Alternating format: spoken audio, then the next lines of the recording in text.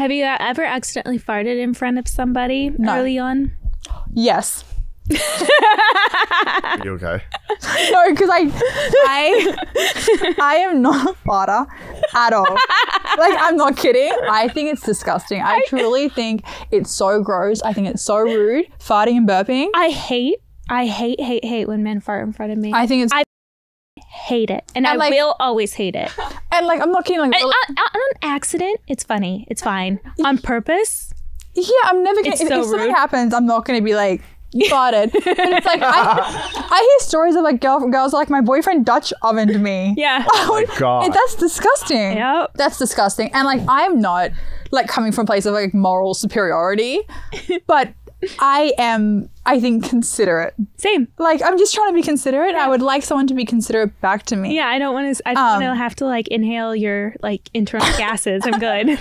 But I did when I started to date my ex-boyfriend in Australia, and I swear to 3 years we were together, and he would tell a story whenever he could, but we just started dating, and we were like going to sleep, and I farted, and it was a complete accident, and it wasn't like something that was like quiet and I could get away with, and I was shocked. Like, I was shocked. Did you jump? Because I wasn't. I jumped. I'm like not. I promise you, I'm not a farter. I'm not cool with it. Yeah. I don't do it. I would like hold it for like 24 hours if I could. Yeah. But I pretended to be asleep. Like, he knew I wasn't asleep. I knew I wasn't asleep. But we both pretended just for my comfortability. Yeah, embarrassment levels. Yeah. And I think it was like a few months later. He's like, I knew your ass wasn't asleep. Like, I love that he didn't say anything. He didn't say anything. Until a couple months later. Until he was comfortable, and he was he's like, you farted in front of me. Like, you farted in front of me first. Hey, we have breaking news. This is a rare thing for Out of Bed, but live during the show, we have the feds breaking into Puff Daddy's Miami and Los Angeles homes and raiding it under sex trafficking charges. Ooh. Well, this is like, what, 10 years coming? 20 years coming? I mean, did you know something, Gabby, 10 years ago and not say anything? No, but I'm just like, there's like been rumors about how much am I getting? Can I get sued for defamation for having an opinion? No. Okay. I mean, does this surprise anyone? I actually don't know anything about it. I don't know who Puff Daddy is. P. Diddy. And I've heard the name. That is amazing. You don't know who that is. No. Ignorance is bliss. You know this guy. He looks familiar. I mean, people like, look, I've only been in LA for a couple of years. Look at his statue at his home, though. Here, get out of that. His statue's pretty badass. That's the funniest thing about this raid is we're seeing all the art Puff Daddy has bought. Yeah. I think he has terrible taste, to be honest. It's a naked woman with no head. I mean, they must have a lot of a pretty solid search warrant to be able to do this. Oh yeah. Like he would have the best lawyers in Hollywood, and they must have a lot of evidence to be able to legally do this. He's a musician, right? Yeah. And a famous producer as well. Okay. And he has this much money, obviously. So they're raiding him on sex trafficking? Yeah, that's what the news was saying earlier, that he could have crossed state lines, which makes it a felony, obviously. Do you know who Cassie is? Who? Cassie, the artist? I'm sure you would if you put up her music. She was like big in the 2000s, but she dated him for like 10 years, and didn't she have a lawsuit against him last year, and he gave her how many $1 million to drop it? Carlos? What's up? You have one job on this podcast. Pay attention to us. Sandwiches and texting. Carlos, you're out. Richie, you're in. Let's go. There's no excuses. There actually are no excuses. Do you know Cassie? No. I'm going to play you her music later. She dated him for like 10 years, didn't she? And she brought a lawsuit against him last year, I think, and he gave her like what, 30 million to go away, to drop it.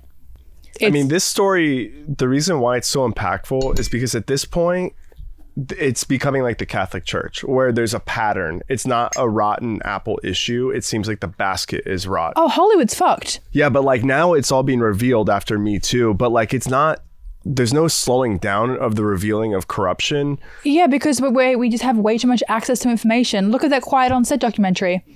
Loved it. Like, I haven't seen it yet. I really want to. You should. I've been following it, but I haven't seen it yet. It's so good. And you know what's also crazy? There's also a pattern of child stars, like they make up all these rumors about how they go off the rails and they go crazy, they get addicted to drugs and alcohol, they're super difficult to work with and no one wants to work with them, and then they've all gone crazy and they've all come out with allegations. But when they come out with allegations, because they've been labeled as like insane for so many years, people are like, oh, we don't believe them because you know, they got a DUI, they were, you know, found in the gutter outside this nightclub. Response to trauma, though.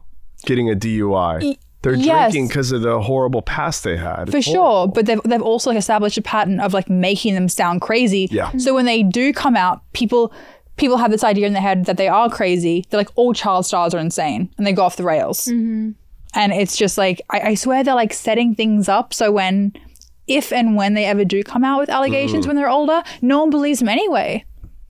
Like I was talking about this with one of my friends. If I ever had kids, I would never put them in entertainment. Ever. What exactly, like I'm a little confused. What exactly would that entail? Like him? It would be him paying or him giving minors across state lines. I think it would be minors. Yeah, exactly. Like prostitution, having minors cross state escorts. lines. To him.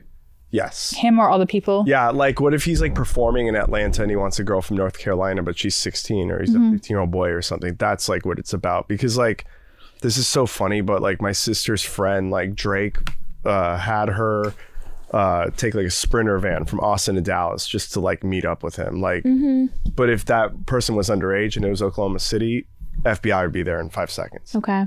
All right. That makes sense. Oh, that's actually disgusting. I love the fact that all this is coming to light. Like Hollywood is so rotten. It is. Like it's, yeah. I don't understand it because anyone under the age of 18, even at 18, like they're actually just babies. Like I look at my nieces and my nephews, and what is sexually attractive about that? They're literally just awkward little children. Yeah, but people, so sad. Yeah. Well, that was breaking news on Out of Bed. We wanted to bring you live into the newsroom. Off Daddy, we will not. I feel like it's that episode of The Office where I literally take every opportunity to make an Office reference. You know when they see the Scranton Strangler drive past out of the office? That's basically us right now, you know? No, I don't know. I've only watched the show one time. Can this like be your homework, please? That we actually have something to talk about outside the show?